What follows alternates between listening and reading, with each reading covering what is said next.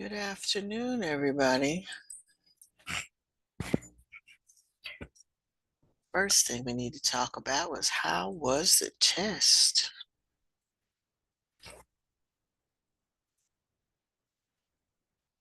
Oh, you shaking your head. It wasn't good. That bad. Mm. What part of it was bad? Type or come unmute and talk to me. Tell me what part you didn't like.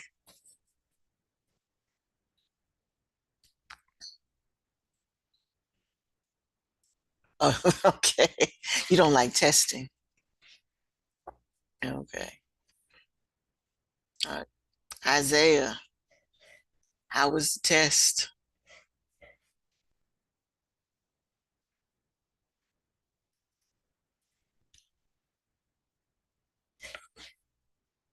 Okay. Okay. Gotcha. I So everybody well, there's only three of you here right now, so just type in there what you didn't like about the test. Which questions were most challenging to you?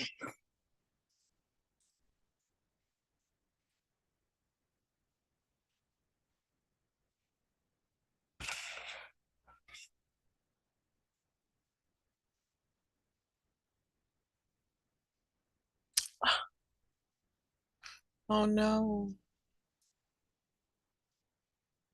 You saw tests and you just said, my goodness. Keone, what didn't you like? What questions challenged you? Sorry, what did you say? I said, what questions on the test challenged you? The ones where they were like, um, is this, that? Yes. And then it continued on and said no. And then it kind of just was going inverse back and forth. And I was like, it's a little confusing. Oh, was there a But topic that was totally unfamiliar? not really. All of it, I kind of felt like we went over it. And it was just if you studied, you do good. Mm. It's just the way they asked the questions. Yeah. It's like, yeah. All right. Jocelyn, what about you? What you think?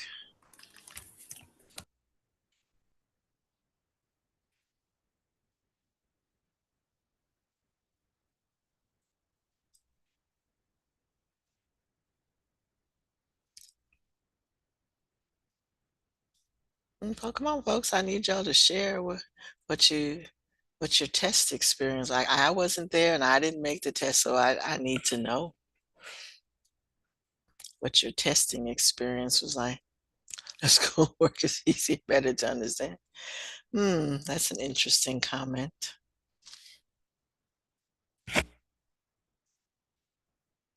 So you understand schoolwork better than the questions were just confusing. Hi, Brandon. What'd you think of the test today?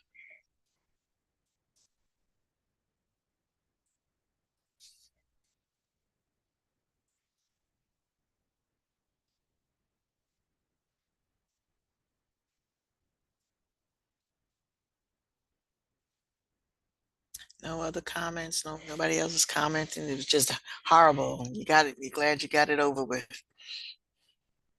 You have any more tests this week?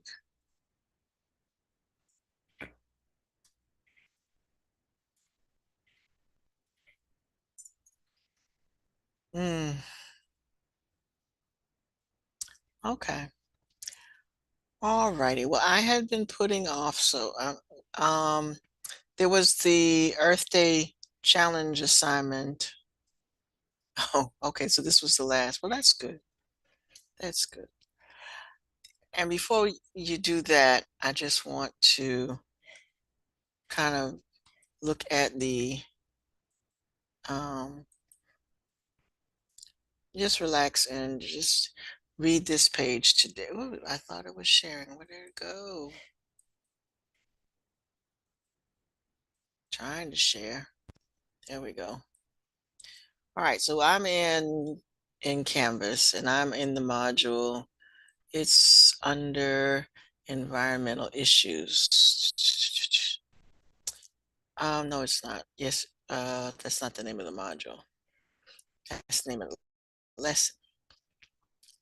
The module is ecology.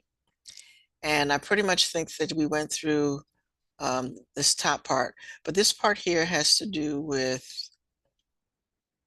the project that you're working on, so to speak. So I wanted you to look at this page, and we're just going to go through this and look at the videos on this page because there's quite a few. And then I'm going to give you time to work on, finish up that project if you haven't already done so. All right, so one of the things that, as far as energy is concerned, is we divide it into two things, renewable and non-renewable. And renewable usually comes from natural items. So if they're renewable, that means we can grow them back, make them again easily in our lifetime, things that can be managed that are not going to go away. So those are plants. You can grow more plants. You can raise more animals. You can grow more crops. The dirt isn't going anywhere. The water is there, but we're worried about how we're managing the water because it can be there and then not be usable. The wind is always going to be there. The sun is going to shine, and the earth is always going to be hot in the middle and give us geothermal energy. The things that cannot be replaced quickly come from fossil fuels, because fossil fuels were made from things that have died millions of years ago. So while things are still dying and being compressed in the soil, they're not going to compress in our lifetime. So we use up all the fossil fuels that are available. We're just out of luck. Nuclear power is also limited because it also exists in the earth and there's only so much of it. It's made from minerals that once you mine up the minerals to make nuclear power, they'll be all gone. But the good thing about that is that you can get a lot of energy from a little bit of minerals. So it's going to last a while, but once we use it up, it's gone. And then metals such as gold, silver, again, these are metals. So once you mine them up, they're all gone. So that's what we mean by non-renewable. All right, so they've given you pictures here, examples, yeah, like what they just showed up at the top. All right, so our concern is what effect are all these things having on us? Certain things that affect human organisms are the greenhouse effect. The greenhouse effect, you know, when you get in your car, especially this time of year, and it's super hot inside, you can't even touch the steering wheel, and the seats are nice and warm and toasty. That happens because the sunlight rays go through the windshield and the glass in the car, and it changes frequency when it travels through glass. And so when it's trying to get back out the same way it came in, it can't do that. It's because the wavelengths are different now. So it's trapped inside the car. This is a good thing for a greenhouse because we want the rays to come in and get trapped and keep it warm inside to grow the plants. Not so good for the car, not so good for the earth. We talked about the fact that carbon dioxide acts like a nice cushy blanket around our planet. And without it, this is what makes us be able to live on this planet. Other planets don't have a CO2 blanket around them. So chances are we're not going to live on any other planet other than this one. The problem with what we're doing is all our activities release carbon dioxide in the air. So that makes the blanket thicker and thicker. The job of trees is to remove the carbon dioxide from the air for photosynthesis. And guess what? We're cutting all the trees down. So if we cut the trees down and we don't have anything to remove the carbon dioxide in the air, it stays up there. So we're adding more. What's up there is not being removed. So we have this nice thick blanket that's making the planet warmer and warmer. And that's it in a nutshell. Let me see what the video has to say.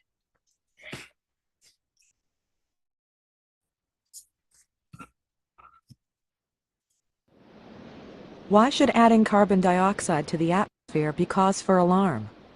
It's a non-toxic gas, it helps plants grow, and unlike oxygen and nitrogen, the amount of CO2 in the atmosphere is quite small, but through the physics of the greenhouse effect, its consequences are significant.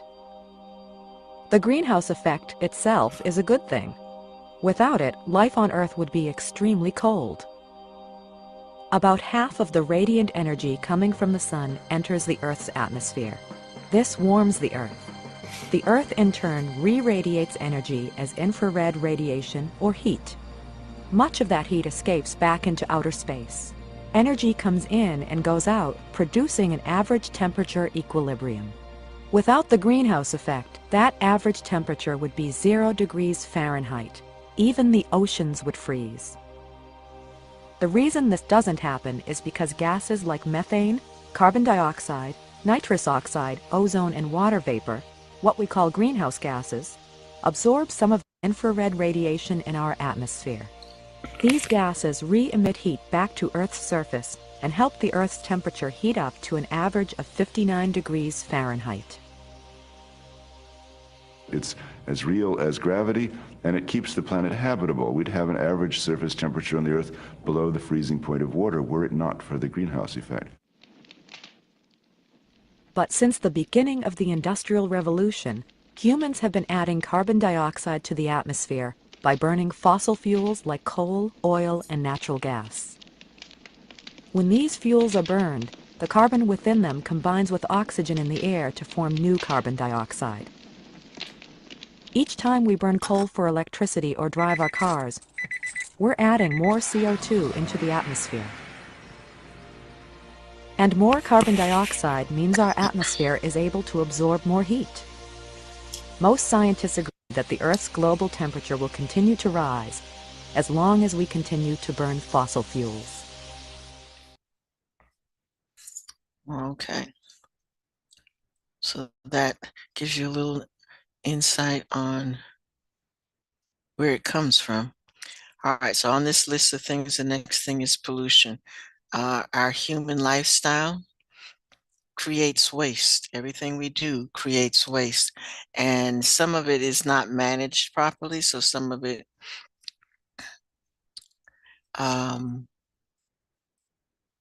is causing problems. And when it causes problems, we call it pollution. So things that can break down naturally, the term is biodegradable. And bacteria can work on it and decompose it and return it to the soil, and then it can be recycled and used again. Things that bacteria cannot break down are called non-biodegradable. Those are the things that are going to stay on the planet and cause pollution. When we get gases in the air, they dissolve in water. So then when it rains, we get acid rain.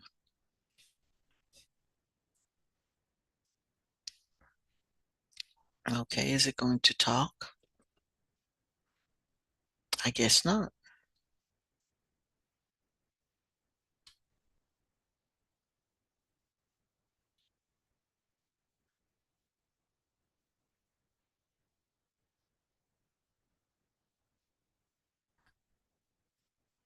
Okay, that was a quick one.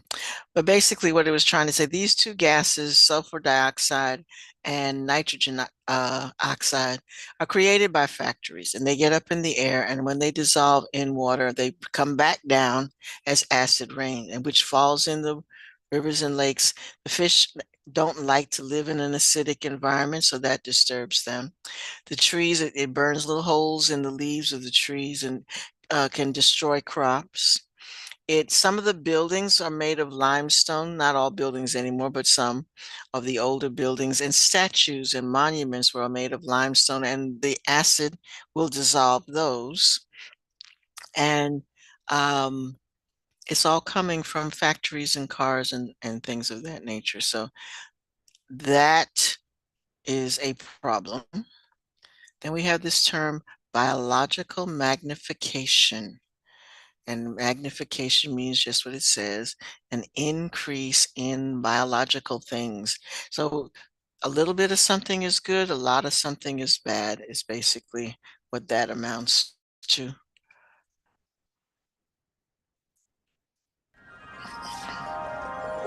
Despite world record levels of pollution by mercury and PCB, the Arctic is still one of the world's least polluted areas when measuring pollution in plants and soil. Herbivorous animals, or those close to the bottom of the food chain, have very low levels of contamination. Animals at the top of the food chain, on the other hand, accumulate mercury and PCB to an alarming degree. Her på Svalbard så det da isbjørn, polarrev og polarmåke som har de høyeste nivåene av for eksempel PCB.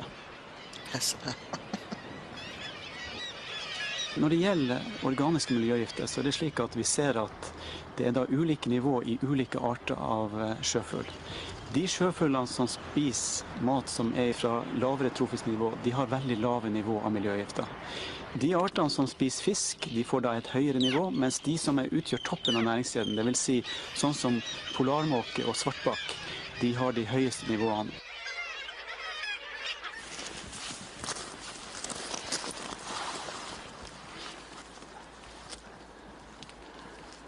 Veldig tynn, helt avmagret. Så den skal vi ta inn i laboratoriet, og så skal vi ta prøver av den inne. The emaciated condition of this bird has special significance. The environmental toxin PCB accumulates in fat, so when the gull draws on its fat reserves, PCB is released into the blood. Climatic conditions, high pressure and low pressure, are what cause large air masses filled with pollutants from industries in Europe, Russia, Asia and North America to be pumped up to the Arctic. This is particularly true in the winter and spring. And transportation on the air is surprisingly fast. A discharge in Europe can reach the Arctic in a matter of days. And in the space of a few weeks, environmental toxins can be absorbed into the Arctic food chain. Contaminants conveyed via the sea are considerably slower. It is thought that there could be a delayed effect of up to several decades before some chemicals reach the Arctic.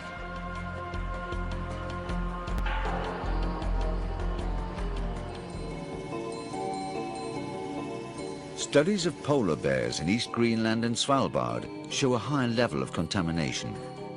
The polar bear have higher PCB levels than any other Arctic species, which is due to its location at the very top of the Arctic food chain. It eats the ring seal, mainly the blubber, due to the higher energy content, which is about 50% higher. But the ring seal stores more than energy in its blubber.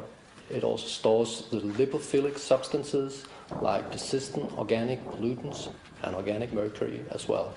A polar bear of 200 kilo will ingest more than a ton of blubber within a year, which is a tremendous amount of PCBs. Studies of polar bears indicate that high levels of PCB affect the hormonal system and lead to a weakened immune response, possibly to a degree that will affect the polar bear's survival capacity. Okay, they're worried about the polar bears, but it's getting in our food supply too. What we're going to do later on, we're going to do a lab on microplastics and what that's doing to us. And it's getting in our system and we can't get it out. All right, the other one is pesticide use. They wanted to make more food because we got more people, so you got to make more food. We got to make sure that the bugs don't eat up all the food, so they give them more pesticides. And so pesticide management is a big issue. All right, then we have ozone depletion. So there are certain layers of the atmosphere. Let me hold on to this for a second. Let me say that after. In this investigation, we look at a trend that climate scientists around the world are tracking: changes in the ozone layer. Between 20 and 50 kilometers above Earth's surface, the atmosphere contains a relatively high concentration of ozone gas. This is called the ozone layer. Ozone at that level is formed when the sun's ultraviolet rays strike molecules of oxygen, or O2. Some of the energy is absorbed and splits the molecules. The resulting single atoms of oxygen immediately bond with other O2 molecules to make O3 molecules, known as ozone.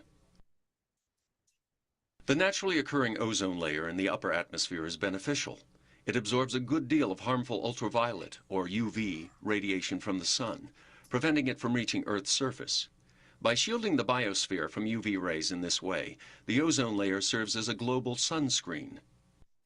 This protective barrier is important because too much UV exposure can cause skin cancer, damage eyes, and decrease organisms' resistance to disease.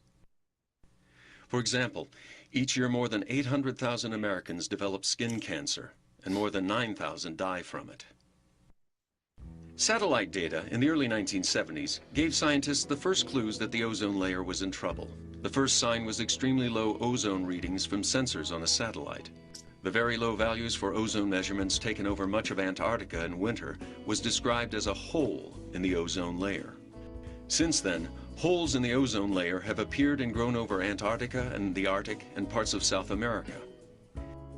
In 1974, scientists theorized that human-made chlorofluorocarbons, or CFCs, were damaging the ozone layer. CFCs were once widely used as propellants in aerosol cans, as refrigerants in refrigerators and air conditioners, and in the production of plastic foam cups and fast food containers. It is the chlorine in CFCs that damages the ozone layer. Today, most uses of the old harmful CFCs are banned, and the level of chlorine from CFCs in the atmosphere has begun to fall. Current assessments indicate that the ban on CFCs is working, and the ozone holes should shrink and disappear within 50 years.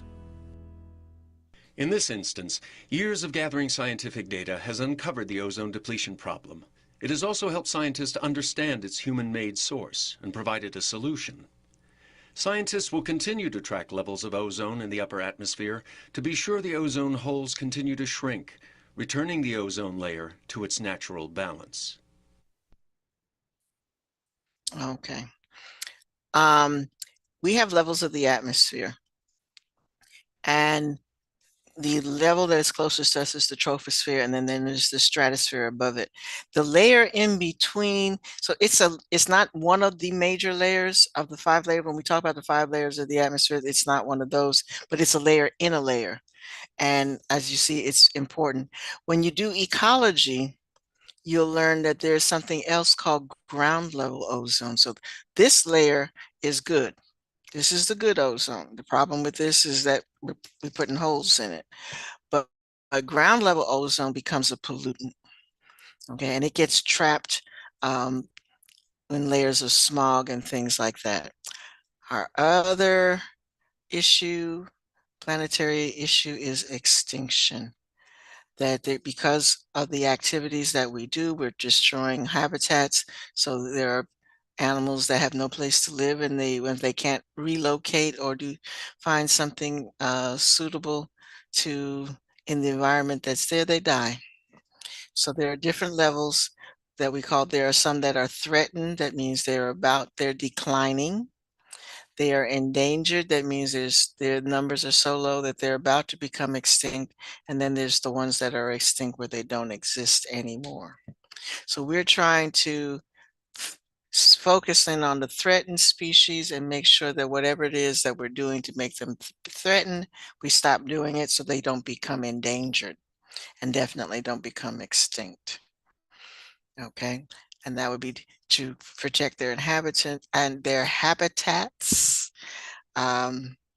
Stop overusing things like overfishing, overhunting, things of that nature, where they don't get a chance to reproduce fast enough to replenish the population.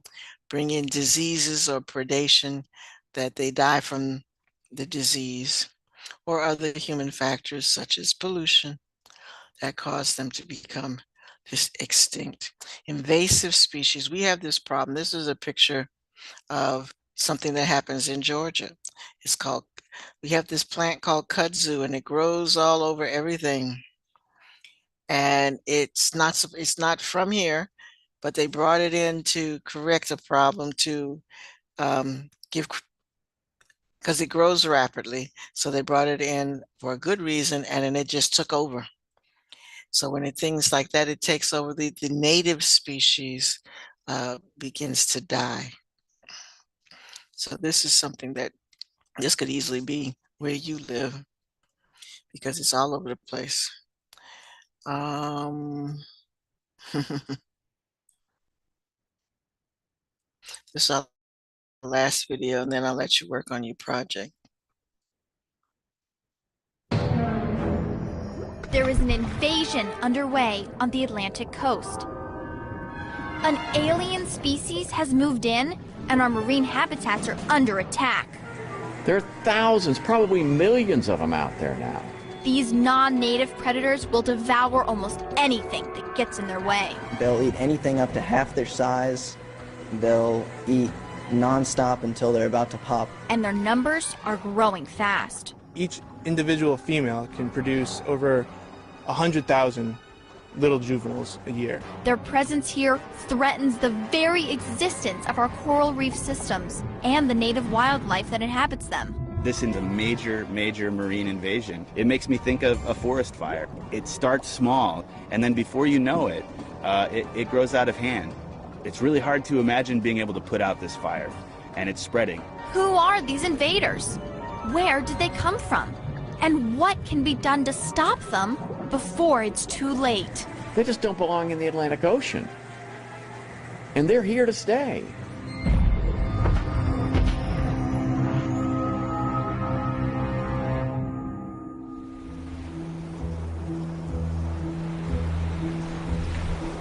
The invasion began here in Florida in the 1990s. But who are these fishy aliens? And where did they come from? Mark Albans from Oregon State University has been monitoring the invaders since 2007. The Indo-Pacific red lionfish is from the Indo-Pacific. Well, we're here in the Atlantic, and it's a fish that is not supposed to be here. So if they're not supposed to be here, why are they here? And how did they get here? They're one of the most popular aquarium fishes. People buy them because they're beautiful, beautiful fish. They've got striking appearance and coloration. People put those in their aquarium and they grow really fast, and they tend to eat all the fish in the aquarium. So people want to release these fish because they want to do what they think is the right thing. So they go down to their closest dock and release the fish. Unfortunately, that's happened enough times that lionfish have been able to establish reproductive populations in the Atlantic.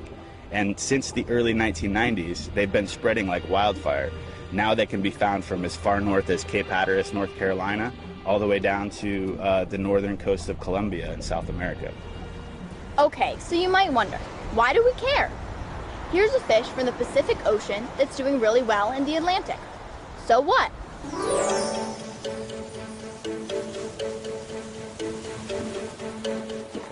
The Perry Institute for Marine Science in the Bahamas has been a field station for coral reef and fish studies since the 1960s. Mark and his team, and their colleague Tim Pusak, are here in their 4th summer of fieldwork studying the impact of the lionfish invasion. A lot of times people talk about coral reefs as being equivalent to the tropical rainforests of the sea. A coral reef is a system that's delicately balanced. Everything's connected. There's a wide range of types of fish, types of coral, types of algae that live on these reefs. That diversity, that's what makes life what it is on this planet. Corals provide structure for other animals to come in, other fish to congregate around, and they help to build the foundation to a whole ecosystem, a whole environment. So you remove any one of those parts, and then the system might start to break down.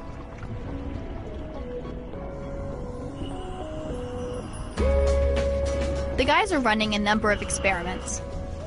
They catch lionfish and measure and tag them, and then release them so they can watch their behavior and see how they affect other reef fish.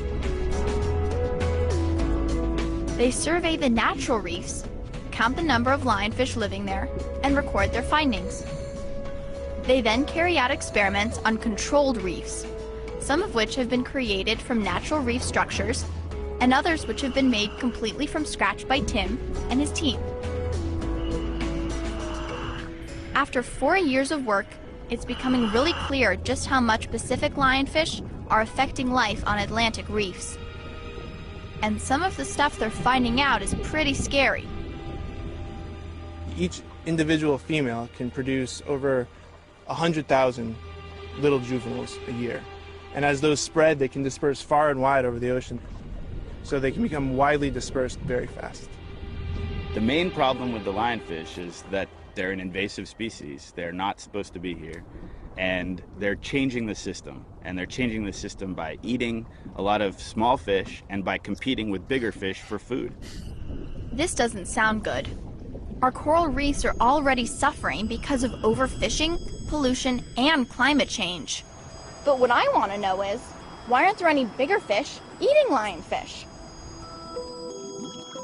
Lionfish are well protected by an array of venomous spines, and that makes them really tough to eat. Also, native predator fish don't recognize them as potential food, so they don't recognize them, they don't try and eat them. And with no bigger fish to keep them in check, they are free to eat anything and everything they can. What's more, lionfish are supreme hunters and can strike in the blink of an eye. Watch this. Wow, gone in a flash. Let's see that again. The students at the Coral Shores High School in the Florida Keys have been investigating just how remarkable the lionfish's hunting abilities are. Well, the last couple of years, the lionfish haven't really been known very well down here. Once in a while, someone would be like, oh, I saw a lionfish. And over the past 6 or 7 months, they've just blown up. They're everywhere now. I mean, you can't go really diving or snorkeling without seeing lionfish. They'll eat anything up to half their size. They'll eat nonstop until they're about to pop. The ones we've actually had in the tank, I've seen a couple of them look like they're about to pop. They've eaten so much. You will be, Devin? Okay, thank you. The students and their teacher, David Makepeace, wanted to understand how lionfish can strike so fast. We watch 2 fish, we blink, and there's 1 fish, and we don't see quite what happened in between. And so trying to figure out what happened was fascinating. To get a better look at the lionfish's amazing hunting ability, we sent in our camera crew, armed with the latest high-speed technology. These cameras can record at frame rates of up to 2,000 frames per second, which produces incredible slow-motion shots. So first, a quick demonstration. And Charles has volunteered to get wet.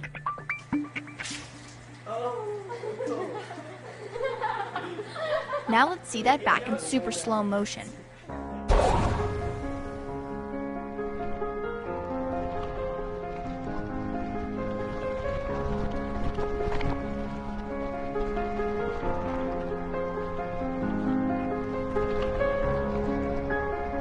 Now let's see if, using this technology, we can get a more detailed look at a captive lionfish as it strikes.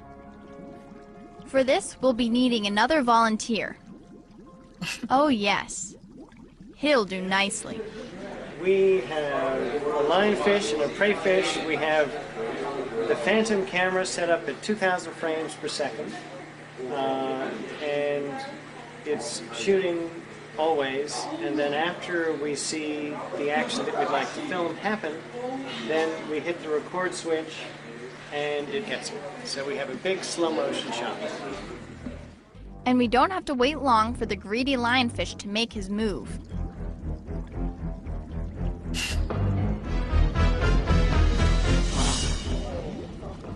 We watched them flare their gills, and in flaring their gills, they were actually able to create a void which drew water into their mouths and drew the prey in with it. Wow. You can actually see the fish. We're able to see through the gill opening and watch the fish actually going through the mouth and into the gullet. And that was fascinating. Felt a little sad for the prey fish, but that's life in the food chain. And it's the lionfish that are now at the top of the food chain on many of our Florida, Bahamas, and Caribbean reefs. But one organization is committed to changing that balance by becoming the lionfish's #1 enemy. REEF, the Reef Environmental Education Foundation, has begun organizing events called Lionfish Derbies. Lionfish Derby is a great way to involve the community in going out and removing a lot of lionfish. It's an event, it's a single-day event, so we have people out using nets and using spears, trying to remove as many lionfish as they can, but also biggest lionfish and smallest fish. And we have cash prizes for the winners in 3 categories. It's a great opportunity to reach out to the community, educate, increase awareness, and it's a great way to remove a lot of lionfish in a single event. We got one. And so? It's better than none. And we had fun. Maybe with any luck it'll be the biggest. There are 73 lionfish. Yeah, how many lionfish did you guys get? 15! Every single lionfish is measured and scored, 76. then handed to Pam Schofield and her team from the U.S. Geological Survey. When lionfish are small, which you can see, many of these are very small, they tend to eat invertebrates. So we're concerned they could be eating things like pink shrimp, they could be eating small stone crabs, possibly even lobsters. We just don't know. We are removing the stomachs, and then we're going to take those back to the lab, and in a laboratory, very controlled situation, we'll be opening them up and carefully identifying and measuring what the lionfish are actually eating. Nothing goes to waste here. The lionfish are now prepared for the hungry hunter's supper. We're going to put this into ceviche so everybody can have a taste. For those people that know what hogfish tastes like, it's very similar to that. It's a very light, delicate meat. You can season it many different ways. It's not strong or fishy flavored. And yeah, absolutely, it's great. There it is. It's a mild white meat. It's really delicious. That's it, huh? That's the fish we didn't see today. Yeah, it's hot. It's good. It's delicious, it really is. It's a really mild fish. Tastes really good. Salty, lime. I like it. It's good. Over 100 people from as far afield as Oregon took part in today's derby, and between them managed to collect over 500 lionfish from the waters around the Florida Keys. Of course, this is just the tip of the iceberg. The problems caused by the lionfish invasion won't be solved overnight. But it's a step in the right direction, and a reminder to us all not to make this mistake again. If you have an exotic pet and you don't want it anymore, make sure that you don't release it into nature. You take it to a pet store, take it to animal control in your local community, and turn it over to them to deal with as is appropriate. People always think that there's a fix.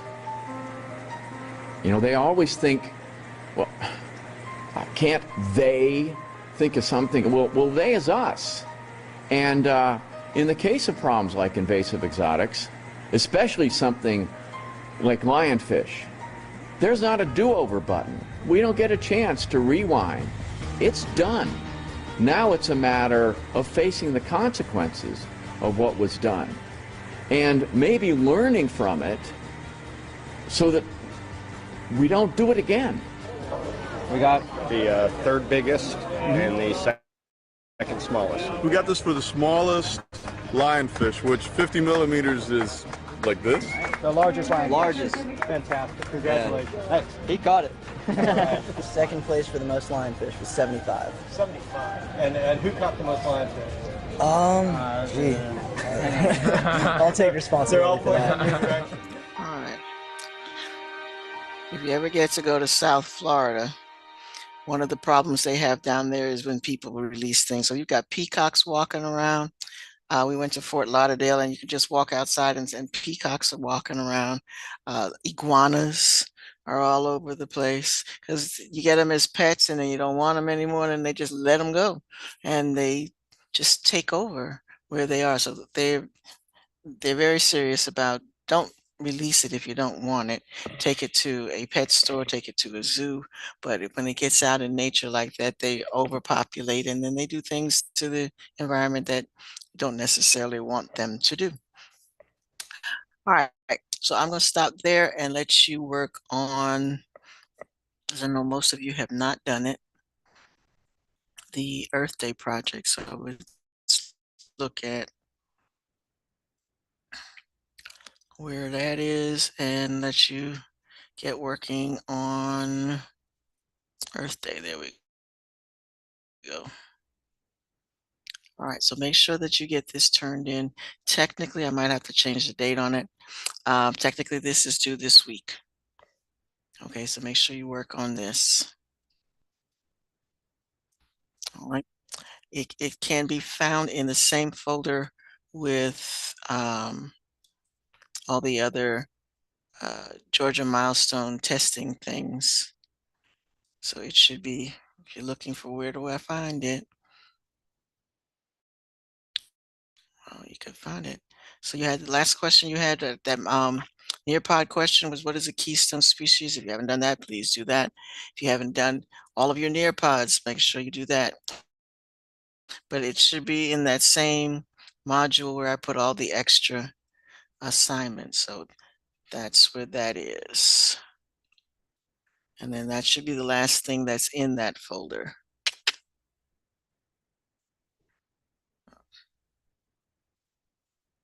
All right. So it says due May 1st, but May 1st is Friday. So please make sure that you get that in after May 1st. It's late. And we are coming down. We only have 2 more weeks after that. So you got to make sure that all your assignments are caught up. When I give you an assignment, you got to turn it in. So we're going to try to have short assignments that get turned in quickly and not, but this one's a long one. So this is the last long one. So make sure you get that one turned in.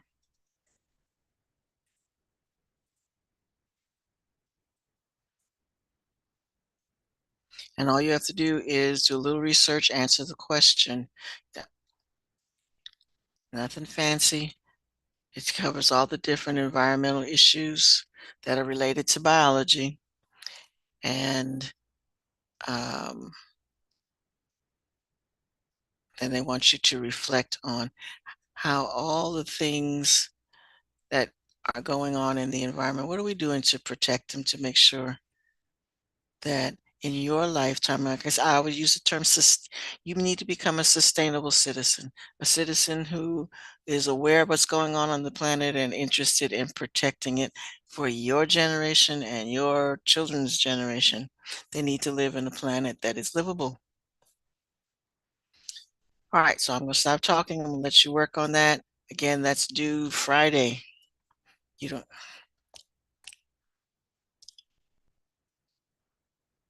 Due Friday.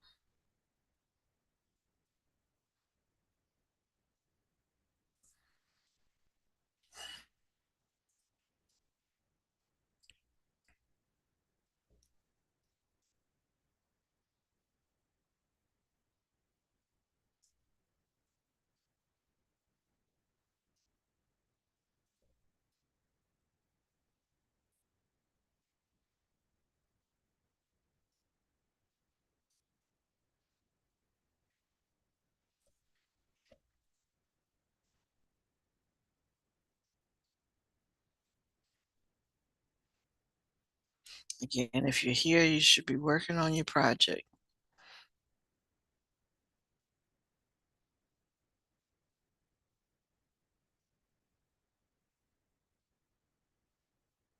Use class time for class work.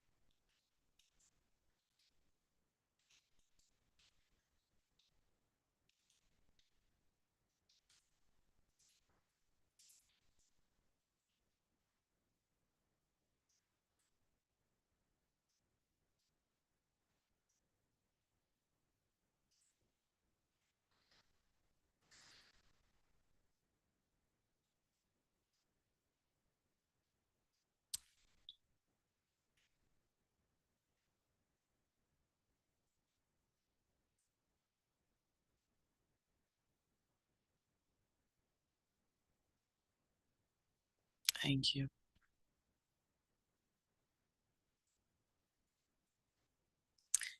Alrighty.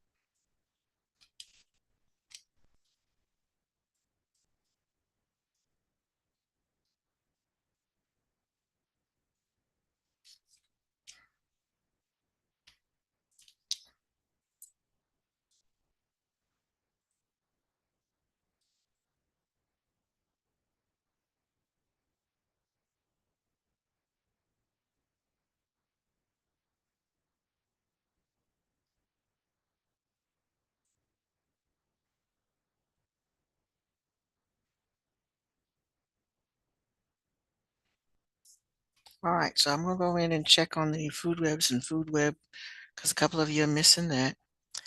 I will check on that. In the meantime, class is just about up. So if you're in a good place to stop, go ahead. And again, make sure that this assignment is done. We need to move on. We only got 3 more weeks of school, so we have other things to do. So you don't want to start falling behind on at the very end with things to do. So again, make sure this activity is done. The due date on it is Friday, so get it in before Friday. Have a great rest of your day. See you Wednesday.